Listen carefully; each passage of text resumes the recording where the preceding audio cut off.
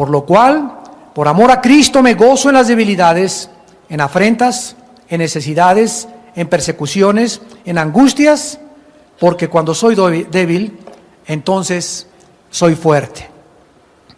Para poder introducirnos a la comprensión de este pasaje, por demás se puede decir profundo, tenemos que ubicarnos un poco dentro del contexto histórico. El apóstol Pablo era un hombre tan humilde que no le gustaba jamás hablar de sí mismo.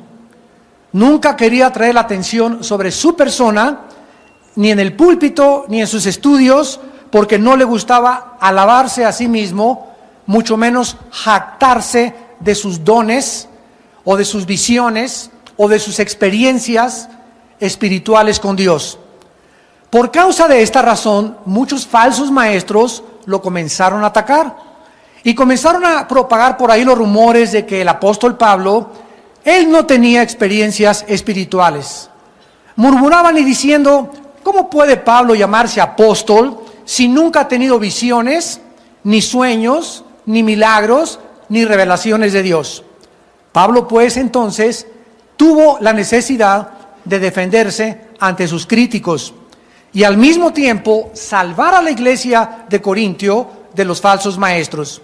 Esta es la razón por la cual en este pasaje, después de 14 años que él tuvo una experiencia por demás increíble, en la que fue llevado al cielo, sacado de su cuerpo y llevado a la presencia de Dios, 14 años después, él la comparte porque le es la imperiosa necesidad de hacerlo. O sea que durante 14 años a nadie le contó lo que le había sucedido porque lo guardó como una experiencia muy personal entre Dios y entre él.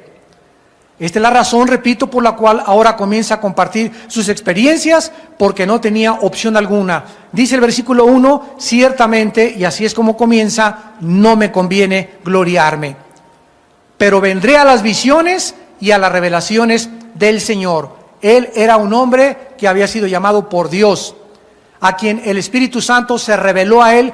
Lo recordamos en Hechos 9, en el camino a Damasco, cuando iba en su caballo, lleno de odio, lleno de amargura, persiguiendo a los cristianos, cuando un rayo de luz lo tumba del caballo y oye una voz que le dice, Pablo, Pablo, ¿por qué me persigues? Dura cosa te es dar de coces contra el aguijón. En otras palabras, te vas a romper la cabeza antes de que quieras tumbarla a topes y te puedes descalabrar. Pelear contra Dios es estar dando de coces contra el aguijón. En el versículo del 2 al 6, comienza Pablo a relatar esta experiencia espiritual inimaginable, increíble y maravillosa, pero repito, que la comparte 14 años después. Y miren ustedes la humildad de este hombre de Dios, de la manera como la comparte. Vean que no usa el pronombre personal en primera persona. Dice, conozco a un hombre en Cristo. No dice, yo Pablo. Y sabemos que él está hablando de su persona, pero él no quiere ponerse en primer pronombre personal, yo Pablo. No quiere aparecer, ¿verdad?, como Pablo, yo Pablo, sino como un hombre simplemente en Cristo, como cualquier otro de quien Dios tuvo gracia y misericordia. Parece ser que Dios le permitió esta experiencia de que se lo llevara al cielo 14 años antes y 2 años antes de que él comenzara su viaje misionero. Dios lo estaba preparando con esta experiencia, como lo vamos a estudiar profundamente en esta tarde, para el difícil ministerio al cual Dios le había llamado. Voy a leer rápidamente en Hechos 9, versículos 15 al 16, las palabras que Cristo mencionó cuando llamó a Pablo. El Señor le dijo, Hechos 9:15, ve, porque instrumento escogido me es este, para llevar mi nombre en presencia de los gentiles, de reyes y de los hijos de Israel, porque yo le mostraré cuánto le es necesario padecer por mi nombre. ¿Quién fue el apóstol Pablo? Un hombre a quien Dios escogió como un instrumento, a donde ya no le permitió Dios en primer lugar casarse. Era un llamamiento tan especial el de Pablo, que los pocos años que le quedaban de su vida, los iba a emplear en 3 viajes misioneros, dándole la vuelta al Asia Menor y al sur de Europa, y donde él no tendría tiempo de educar hijos, ni mucho menos velar ni cuidar a una esposa. Él había sido casado antes, como lo sabemos, era viudo. Como sabemos que era viudo, porque él pertenecía al Sanedrín y había sido educado con Gamaliel, uno de los más grandes maestros judíos del judaísmo antiguo, y para pertenecer al Sanedrín se tenía que ser casado. La Biblia no nos revela cuándo quedó viudo ni cuándo murió la esposa. La situación es que desde el momento que Dios lo llama, lo escoge para una misión muy especial. Y vemos que esta misión era sufrir golpes, naufragios, latigazos, encierro, la cárcel, y finalmente Pablo muere en el Coliseo romano, como todos los apóstoles que siguieron a Jesucristo. Entonces Pablo comienza a narrar esta experiencia que anteriormente otros hombres y después de él la tuvieron. ¿Quiénes en el Antiguo Testamento fueron llevados al cielo? Bueno, sabemos que Enoc. Nada más que Enoc ya no regresó, fue arrebatado y allá se quedó. Otro que fue llevado al cielo fue Elías. Vinieron carros de fuego de Dios y lo arrebataron enfrente de Eliseo, Segunda de Reyes 2, y se lo llevaron al cielo, pero tampoco regresó Elías. Y después vemos al profeta Ezequiel, que fue arrebatado y llevado al pasado, fue transportado al pasado. Estaba Ezequiel con todos los judíos llorando: ¿por qué nos ha pasado esto? ¿Y por qué ha sucedido esto? ¿Y por qué nos juzgó Dios? ¿Y por qué nos está yendo tan mal por la cautividad babilónica? Entonces el Espíritu Santo toma Ezequiel capítulo 9, 10 y 11, y lo saca de esta dimensión y lo transporta al pasado, y le dice el Espíritu Santo: te voy a llevar para que te asomes al templo y veas lo que los sacerdotes estaban haciendo.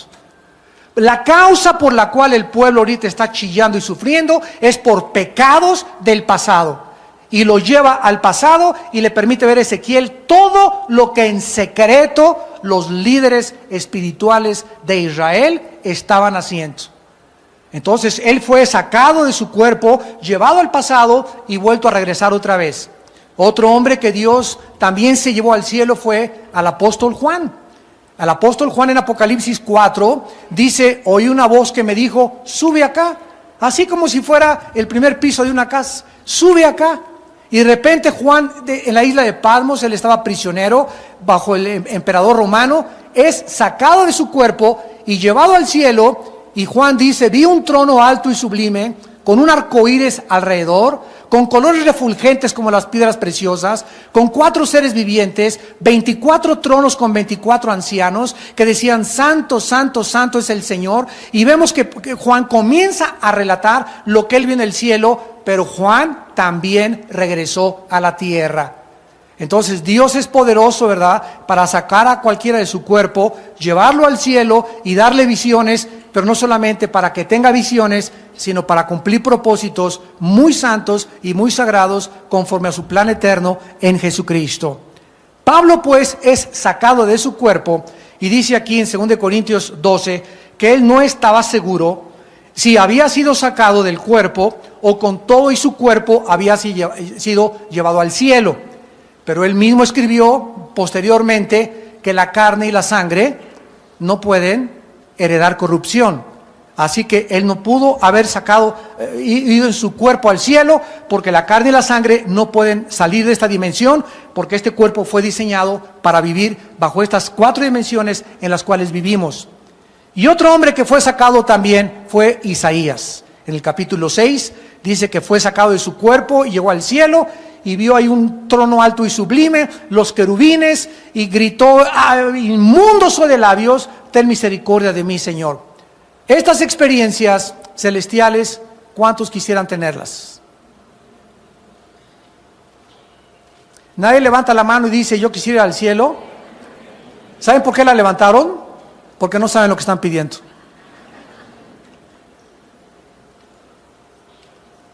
No saben lo que están pidiendo, porque no se imaginan el precio que hay que pagar. Nadie se imagina el precio que paga un líder, un apóstol de Jesucristo. Mucha gente nos ve, ¿verdad? Y aquí arriba y esto y el otro, y nadie sabe, ¿verdad?, el trasfondo del precio que muchos de nosotros tenemos que pagar para poder permanecer de pie y seguir con el rostro enfrente sin tener nada de qué avergonzarnos delante de Dios. Y mientras más grandes sean tus experiencias y más cercano estemos a Dios, más cosas y más demandas y más responsabilidades tendremos que cumplir. A mayores privilegios, más grandes responsabilidades. Y eso es lo que muy poca gente ha podido entender. Todo lo quieren ahora a la marucha. Instantáneo, y quiero tener esto, y que se me aparezca el Señor, que me toquen y que me caiga al suelo, que se me aparezca un ángel y que tenga esta experiencia, y todo lo quieren solamente para sentir, para a ver qué se siente. Si no es la montaña rusa ni Reino Aventura. Esto es algo totalmente serio, como lo vamos a ver a continuación. Vemos pues a continuación en el versículo 4, a dónde dice Pablo que fue arrebatado. Fue arrebatado al paraíso. Esta palabra paradeisos en el griego significa lugar de descanso, lugar de tranquilidad, lugar de reposo. Esta palabra paraíso se usó cuando Cristo narró la historia del rico, de Lázaro y el rico, que mientras uno estaba en la vida aprovechándose de los pobres y explotando a los pobres, el otro pobre mendigo estaba comiendo las sobras que caían de la mesa del rico, y los dos murieron. Y dice la Biblia que uno fue llevado hacia arriba y otro fue llevado hacia abajo. Pero esta parte de arriba estaba en el centro de la tierra, por lo que no era arriba, era abajo, porque se creía que era el cielo, pero era en el centro de la tierra, en un lugar que se llamaba el Sheol. En el Antiguo Testamento, todos los espíritus, de los buenos y de los malos que morían, descendían al centro de la tierra, todos, buenos y malos. Y nadie sabía qué había ahí en el centro de la tierra, más que era un lugar de la sepultura o el lugar de los muertos, que es lo que significa la palabra hebrea Sheol. Viene Cristo y nos corre las cortinas y nos enseña que ese lugar en el centro de la tierra estaba dividido por una cima. De un lado estaban los que estaban en el paraíso, o también se le llama el seno de Abraham, y del otro lado estaba el infierno, o la palabra griega, el Gena. Los que estaban en el infierno podían ver a los que estaban en el paraíso, y pedían a gritos que por favor les dieran algo de beber, que por favor fueran arriba a la tierra, que le hablaran a los papás, a los hermanos, que no bajaran a ese lugar horrible que se llama el infierno. Pero ellos no podían ya por toda la eternidad pasar al otro lado, y los que estaban en el lado del paraíso estaban esperando desde Adán. Adán no se murió y se fue al cielo, descendió al Sheol. Desde Adán hasta la muerte de Cristo, todos descendieron al paraíso, los justos. Cuando Cristo muere en la cruz del Calvario, su cuerpo lo enterraron. Y ahí se quedó su cuerpo físico envuelto en la túnica con algunas especies para que no creían que se iba a echar a perder el cuerpo, ¿verdad? Porque la sangre se comienza a corromper, aunque el cuerpo de Cristo nunca se hubiera podido descomponer porque su sangre era perfecta, no tenía pecado. Lo envolvieron y entonces Él sale de su cuerpo en espíritu y baja el espíritu de Cristo. Durante los 3 días que estuvo en la tumba, su espíritu baja al centro de la tierra al anunciarles a los espíritus encarcelados, 1 Pedro capítulo 3, su victoria sobre el pecado, sobre Satanás y sobre la muerte. Y a todos los que estaban en el paraíso, se los lleva Cristo, Efesios 4, subiendo a lo alto, se llevó cautivo a la cautividad, y a todos los que estaban en el paraíso se los llevó y entró con ellos al tercer cielo, al lugar santísimo, donde entraba el sumo sacerdote en el Antiguo Testamento, al lugar donde estaba el Padre, a presentar su sangre y a poder ahora sí darles entrada a todos esa legión de justos a la entrada de su Padre, donde ahorita ellos se encuentran. O sea que desde la muerte de Cristo hasta el siglo XXI, donde nos encontramos, los que han muerto después de la resurrección de Cristo ya no bajan al centro de la tierra. Los justos sino que ausentes del cuerpo, 2 Corintios 5, presentes en el Señor. Nos morimos, se deshace nuestro cuerpo, nos cantan los mariachi, las golondrinas, te meten en el ataúd, te lloran, te hacen una estatua, lo que sea. Los que se salen del cuerpo no vuelven a ver nada absolutamente, nos vamos derechito a la presencia de Dios. Pero los que mueren ahorita de Cristo en nuestros días, sin Cristo y en pecado, bajan al centro de la tierra, donde solo se quedó el infierno.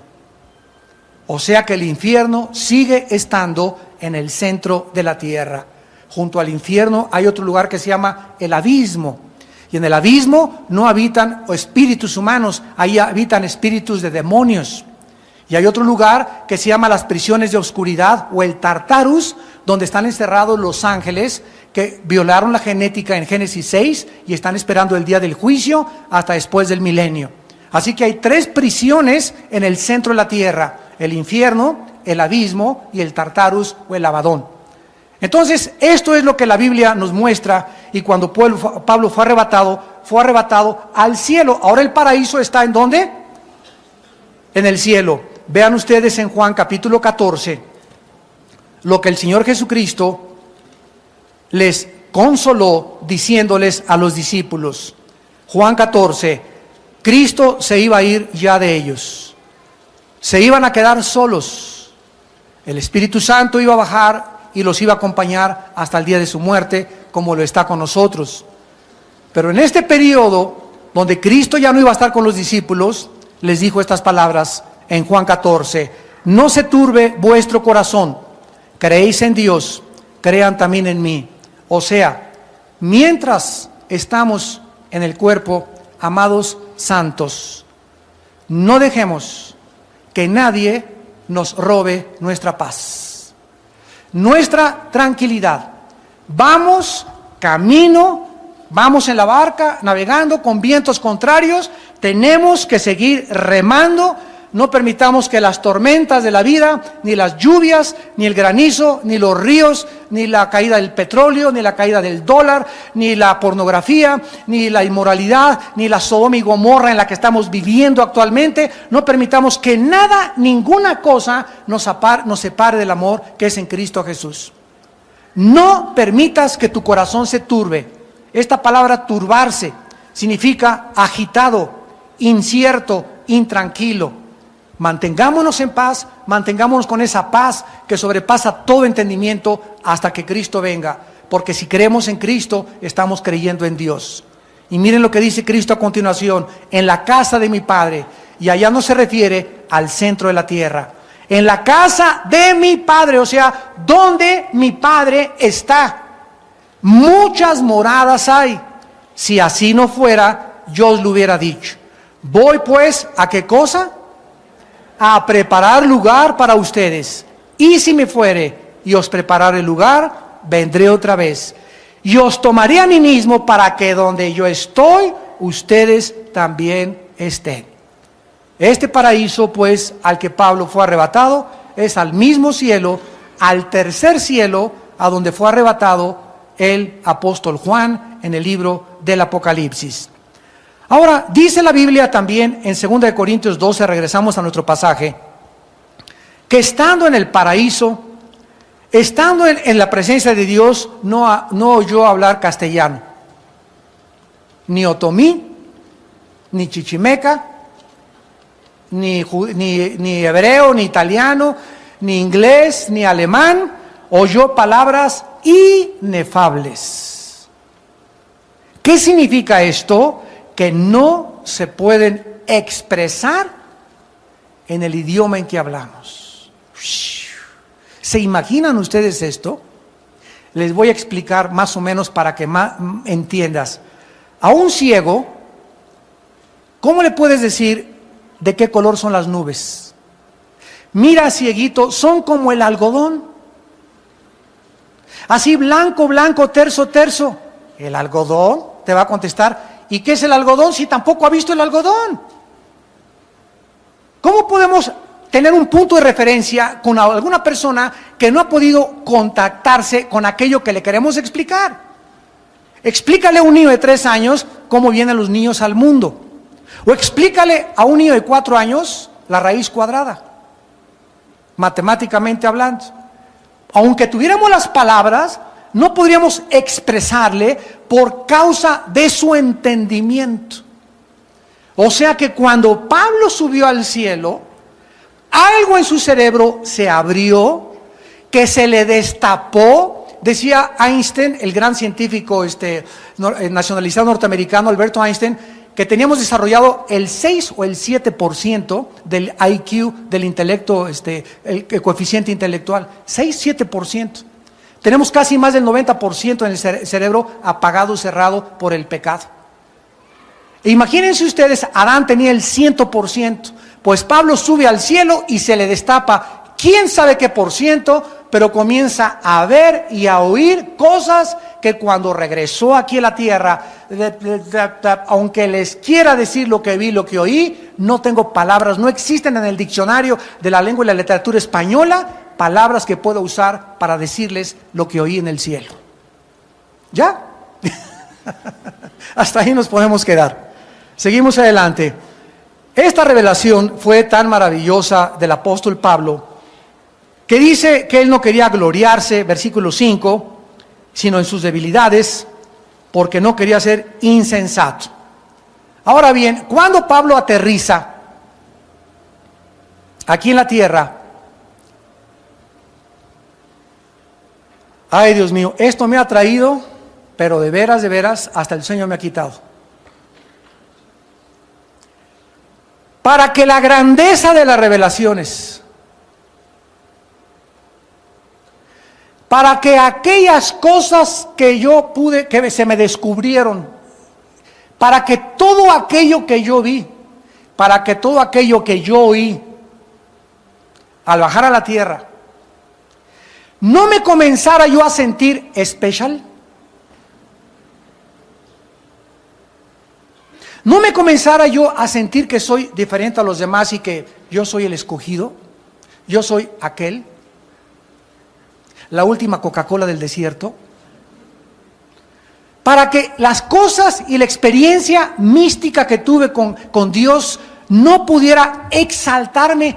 Ahí fue donde yo me detuve cuando estaba orando con Dios, meditando en este pasaje, y yo le pregunté a Dios: oye Dios, ¿pero es acaso este Pablo el que habló en Gálatas 2:20? Con Cristo estoy juntamente crucificado, y ya no vivo yo, mas vive Cristo en mí. Es este Pablo el que está diciendo que había la posibilidad en su naturaleza caída y corrompida de poder algún día creerse algo o pensar demasiado de sí mismo o creer que era especial a pesar de su humildad que tenía. Y Dios me respondió: así es. Porque el que piensa que está firme, mire que no caiga. No importa lo grande que hayamos visto de Dios y la experiencia que hemos tenido, que hablaste en lenguas, que se te apareció el ángel Gabriel, que navegaste, que te fuiste, que viste al diablo, que viste los demonios, etcétera, etcétera. Nunca te creas algo especial por el sueño o por el don que tienes, porque no eres nada más que todos somos siervos inútiles, indignos, que por la gracia y la misericordia de Dios somos lo que somos. Ninguno de nosotros somos especiales más que Jesucristo. Todos somos instrumentos de Dios. Y Dios hace con cualquiera de nosotros lo que Dios quiere hacer con nuestra vida. Porque el orgullo está ahí arraigado. Ahí está lo más profundo de nuestra raíz y de nuestras fibras de la naturaleza corrompida. Ahí está. Y el orgullo es una fuerza maligna que te llega a hacer creer que ya eres algo, o que porque tienes bonita voz, o porque cantas, o porque eres bello, o porque eres guapo, porque tienes dinero. Es eso que nos hace exaltarnos y hacernos creer algo más que los demás. Es el orgullo que te hace ser racista y que crees que eres mejor que los negros, o que eres mejor que los indios, o que eres mejor que tienes ojos azules, o que eres blanco, que porque tienes dinero, o porque tienes Mercedes-Benz y el hermano tiene bochito. Es ese que te hace caminar así en tu Mercedes. sin voltear a ver a nadie. Es esa intención que te hace aprovecharte, ser arbitrario, ser déspota con los demás. Es esa fuerza maligna dentro de nosotros que ahí está presente dentro de nuestra alma. Y en cuanto llegamos a creernos o a pensar algo que no es algo cuerdo a los ojos de Dios, Dios entonces, para contrapesar, Pablo, te di revelaciones tremendas, pero te me vas a levantar. No, te me vas a levantar. Yo conozco que el corazón es perverso y engañoso. Y para que no te me levantes, ni te me exaltes, ni nunca te me llegues a creer papucho de papuchos, te voy a hacer un contrapeso para que te mantenga equilibrado. Y ese contrapeso en tu vida va a ser la aflicción.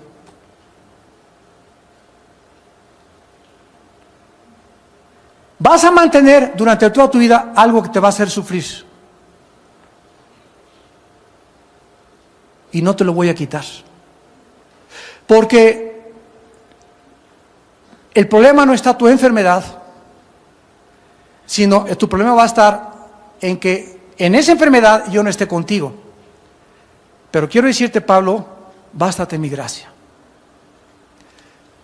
No te preocupes por esa aflicción que tienes con tu hijo, con tu hija, con tu esposo, con el dinero. Eso no es problema. Preocúpate que en tu aflicción esté yo contigo. Mi gracia. Mi gracia.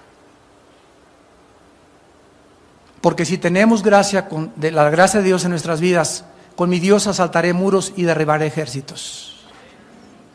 Y aunque ande en valle de sombras y de muerte, no tendré miedo, porque tú estarás conmigo. Preocupémonos durante toda nuestra vida, no por lo que nos aflige, ni por lo que nos hace falta. Preocupémonos si Dios está con nosotros. Cualquiera se hubiera vanagloriado de haber sido al cielo, pero Pablo no quería ser juzgado por estas cosas que Dios le había manifestado.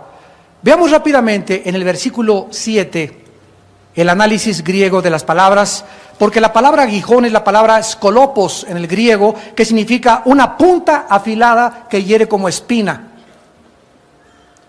La palabra aguijón es skolopos en el griego, punta afilada que hiere como espina. Pablo tenía un dolor agudo en su cuerpo, no sabemos qué tipo de dolor era, pero era como algo que lo punzaba, algo que estaba continuamente ocasionándole este dolor.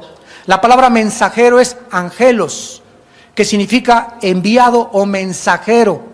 Aquí Dios usa a un ángel caído para que se encargue de atormentar a Pablo y de mantenerlo afligido y humillado, para que cada vez que Pablo quisiera pensar algo mucho más alto del mismo, recordara que necesitaba siempre depender de Dios. ¿Por qué muchas veces Dios permite la adversidad a nuestras vidas? ¿O por qué muchas veces Dios permite problemas con nosotros como padres, con nuestros hijos? ¿O por qué permite Dios muchas veces problemas en tu negocio? Todos estos problemas adversos que aparentemente parecen que es un daño que nos quieren hacer, no lo es a la luz de la Biblia, porque todas las cosas contribuyen para nuestro bien. Si nosotros tenemos esa perspectiva bendita de poder ver a Dios y decirle como Job, en este momento yo no entiendo qué me está pasando, siento que me traga la tierra, siento que es un problema demasiado grande. Yo a veces que le he dicho a Dios, Padre, tú sabes cuánto puedo aguantar. Así le he dicho a Dios, tú sabes cuánto puedo yo resistir. Y yo sé, Señor, que tu palabra dice en 1 Corintios 10:13, que ninguna prueba hay en mi vida que no sea humana, sino que nunca me pondrás una prueba que yo no pueda aguantar. Y eso me sostiene. O sea, no hay ninguna prueba que, un chocho. No hay una sola prueba que Dios permita venir a nuestra vida que nos pueda derrumbar si Él está con nosotros. Si Él está con nosotros, podemos aguantar y conquistar muros y asaltar muros y derribar ejércitos y seguir luchando y seguir luchando y seguir avanzando, porque la gracia de Dios nos acompaña.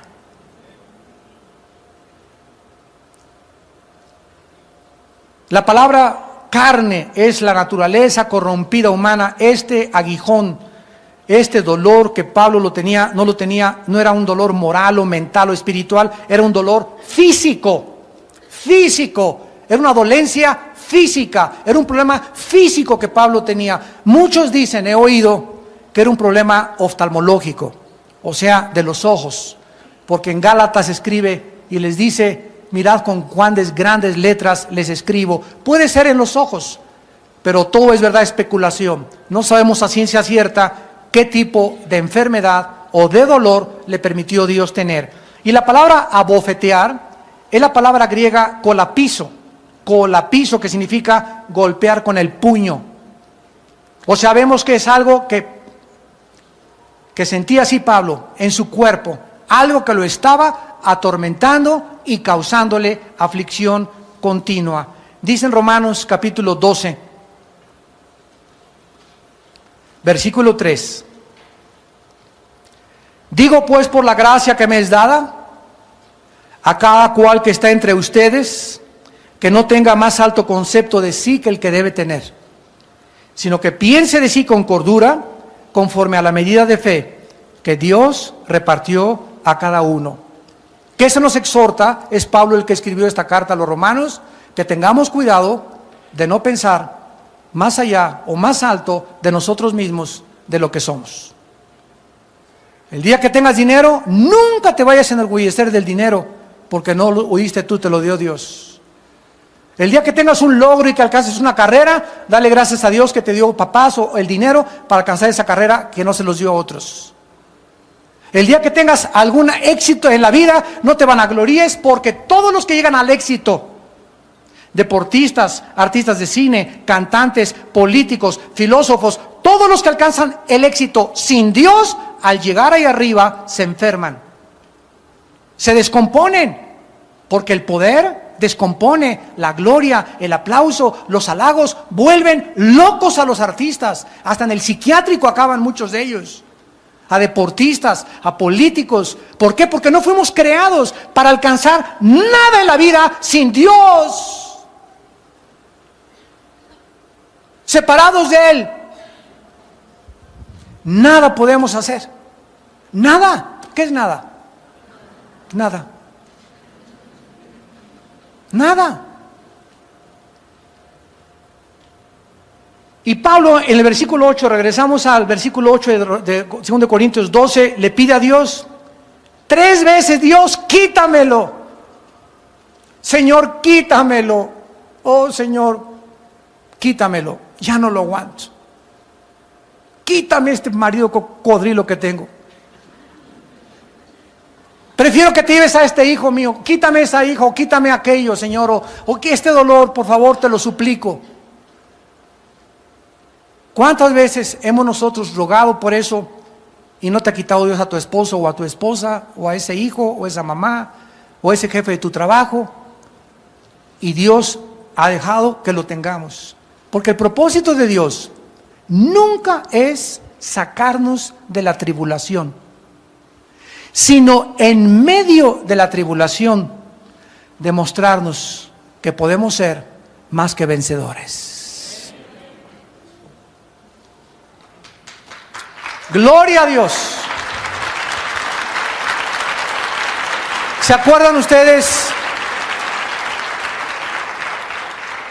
¿Se acuerdan ustedes en el libro de Daniel de los jóvenes que echaron al horno de fuego? Eran 3 y cuando se asomaron al horno eran 4. Y cuando lo sacaron del horno, bueno, ni los botones les olían a ceniza. Parecía como que venían de Cancún.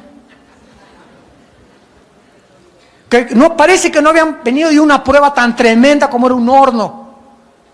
¿Qué fue lo que hizo la diferencia? Que al salir del horno estuvieran todavía mucho más frescos que cuando entraron. La respuesta es que en el horno alguien estuvo con ellos.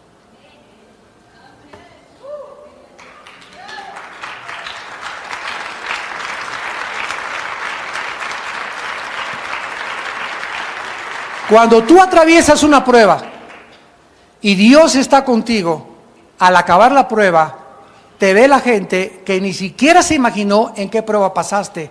No hay un rastro de amargura en tu vida ni de rencor, simplemente porque en esa prueba la pasaste con el Señor junto a ti. Pero todos aquellos que pasan pruebas y que en esa prueba Dios no estaba con ellos, cuando salen de la prueba, sin excepción, salen amargados. La amargura es el primer síntoma que un ser humano manifiesta cuando él está viviendo sin Dios. La frustración, la amargura, la desesperanza, la desesperación. Y Pablo entonces oye la respuesta de Dios: bástate mi gracia, porque mi poder, mi querido Pablito, se perfecciona en tus debilidades. Podemos encontrar por lo menos 3 razones por las cuales Dios rehusó, y también tal vez a tu vida o a mi vida no nos quite algunos aguijones que algunos tenemos. El primero fue porque Dios lo quería proteger del enorgullecimiento, del orgullo espiritual. Esto es una asombrosa revelación porque nos muestra, repito, el grado tan profundo de corrupción que creemos que ya estoy crucificado con Cristo, ya soy Jesús, ya nada hasta que nos muramos. Tendremos la naturaleza caída y corrupta, y ahí cuando tengas 90 años de edad, vamos a seguir luchando, ya antes de que nos lleven al panteón, vamos a seguir luchando hasta el último suspiro contra el pecado. Es una guerra hasta la muerte, hasta que muramos y resucitamos y dejemos este cuerpo corruptible en la tumba y se nos entregue el nuevo cuerpo. Hasta ese momento seremos libres eternamente de la presencia del pecado. Así que nunca te confíes, jamás, en la altura espiritual que has alcanzado. Cuídate, porque puedes caer, y mientras más alto subas, de más alto te caes. En segundo lugar, Dios le quería revelar su poder a Pablo. Mientras más débil fuera Pablo, más era glorificado Dios. Bástate mi gracia, o sea, la presencia de Dios en la vida de Pablo. El amor y las bendiciones eran suficientes para que Pablo soportara el sufrimiento. Esta palabra bástate es preciosa. Es la palabra arquei, que significa poder suficiente o fortaleza para enfrentar cualquier peligro. O sea, la gracia que Dios nos da, esa fuerza espiritual que solo viene del cielo, no del psiquiatra, no de los tranquilizantes, no de las drogas, no del consuelo del actor a corazón, no de Walter Mercado, no de nadie. Es algo que viene del cielo nada más, y que Dios quiere que tú experimentes y que es real. Es real. Pero hasta que no pasamos esa prueba, no podemos descubrir que es real. Y es esa prueba, es ese poder que Dios nos da para decirnos que con esa presencia podemos enfrentar cualquier cosa en la vida. Cualquier cosa en la vida. Porque ni lo alto, ni lo presente, ni lo invisible, ni lo visible, ni demonios, ni la desnudez, ni la pobreza, ni la espada, ni la persecución, ni la muerte de mi esposa, ni la muerte de mi esposa, ni la muerte de mis hijos, nada ni nadie nunca nos podrá separar del amor de Dios que es en Cristo Jesús, Señor nuestro. Nada, nada, nada, nada.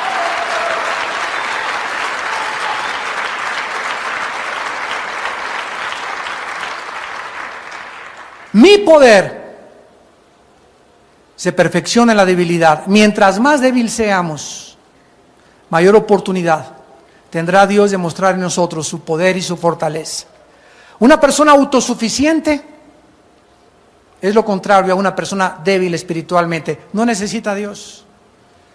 Cuando reconocemos que somos insuficientes, inútiles, tontos, incapaces de educar una familia, incapaces de ser padres, incapaces de ser esposos, incapaces de ser esposas, incapaces de ser buenos ciudadanos, cuando reconocemos nuestra insuficiencia, es cuando su poder puede perfeccionarse en nuestra vida. Porque es cuando eso nos hace acercarnos a Dios y decirle: Padre, yo sin ti, separado de ti, no puedo educar a mi familia. Separado de ti, no puedo amar a mi esposa. Separado de ti, no puedo ser buen hijo. Separado de ti, no puedo ser buen ciudadano. Padre, te necesito. Como el siervo clama por las corrientes de agua, mi alma tiene sed de ti, Dios. Oh Dios, mi alma clama por ti, oh Dios.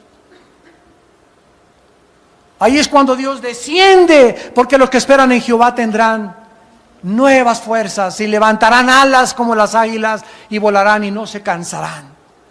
Por cuanto en mí has esperado, yo también te libraré. Te pondré tus pies sobre la roca y jamás, nunca te dejaré ni te desampararé, dice el Señor.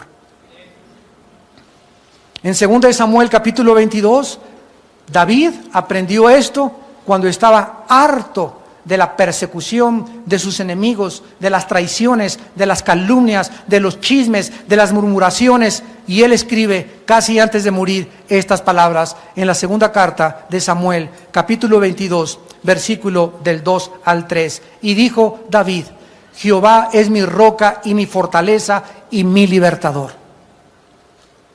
Dios mío, fortaleza mía, en Él confiaré, mi escudo y el fuerte de mi salvación, mi alto refugio, Salvador mío, de violencia me libraste. Versículo 32 al 36. ¿Quién es Dios sino solo Jehová? ¿Y qué roca hay fuera de nuestro Dios? Dios es el que ciñe de fuerza y el quien despeja mi camino. Quien hace mis pies como de ciervas y me hace estar firme, ¿dónde? ¿Quién es el que nos sostiene cuando llegamos al éxito y cuando alcanzamos la cima? ¿Quién? Dios. Pero si estamos en las alturas y alcanzamos la montaña, sin Dios nos derribamos. Él es el que nos hace estar firme en las alturas. Quien adiestra mis manos para la batalla, de manera que se doble el arco de bronce con mis brazos. Me diste asimismo el escudo de tu salvación y tu benignidad me ha engrandecido. Él es el que perfecciona su poder en nuestras debilidades. Cuando tú llegues hoy en la noche a tu casa y le digas y caigas de rodillas y le digas a Dios: Padre, Señor, ya no puedo en mi matrimonio con mi esposa. Oh Dios, ya no puedo con mi hijo, ya no puedo con mi hija, Señor, y comiences a llorar. Y comiences a reconocer tu debilidad, tu insuficiencia para poder tener sabiduría y darle una solución a ese problema.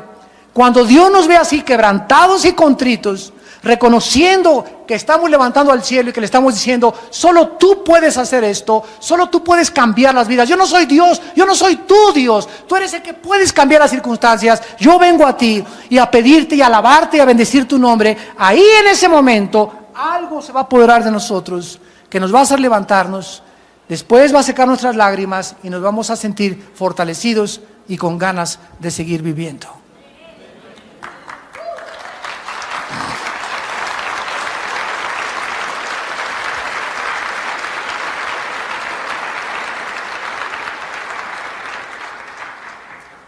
¿Te ha visto Dios con esta actitud alguna vez en tu vida? ¿Has llegado el punto donde has caído así delante de Dios, con tus lágrimas, alabándolo y bendiciéndolo y diciéndole: Señor, yo soy incapaz de arreglar esto o de dar la solución a este problema? Me siento insuficiente, me siento tonto, me siento tonta, me siento insensato. Vengo a ti, Señor, vengo a ti, porque todo lo podré en ti que me fortaleces.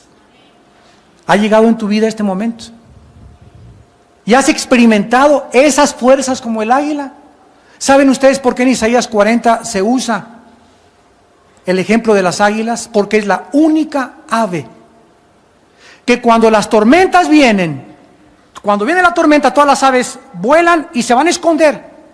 Y el águila es la única ave que cuando vienen las tormentas, vuela para encontrarse con la tormenta y atravesar la tormenta y volar arriba de la tormenta. Y la tormenta queda abajo. Por eso los que esperan en Jehová tendrán fuerzas y no vamos a huir de nuestros problemas.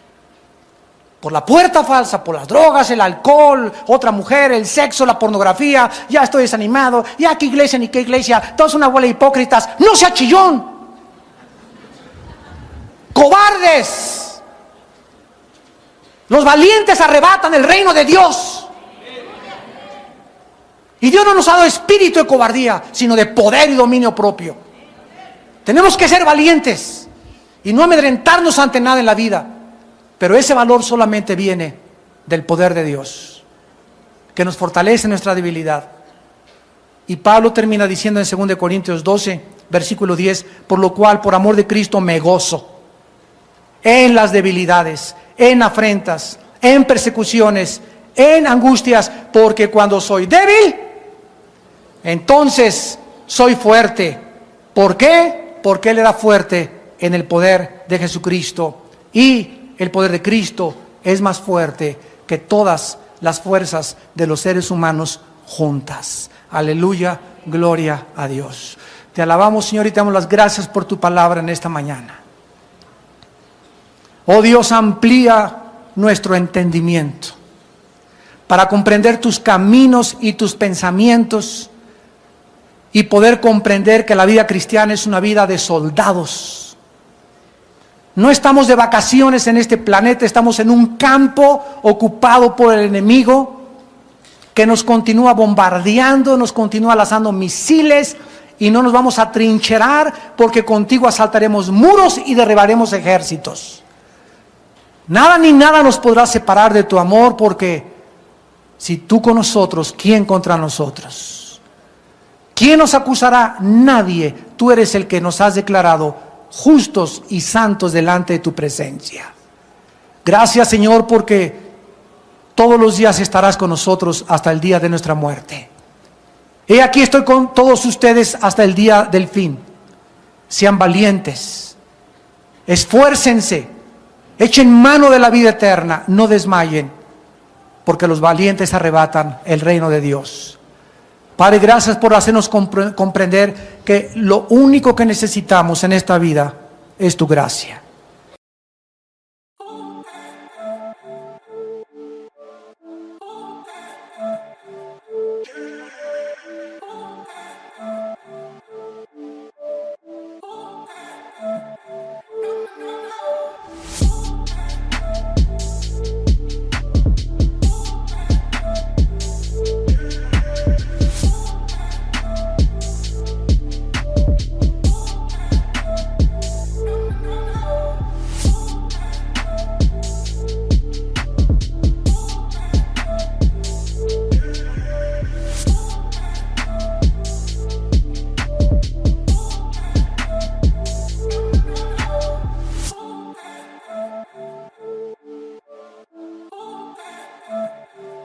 We'll be right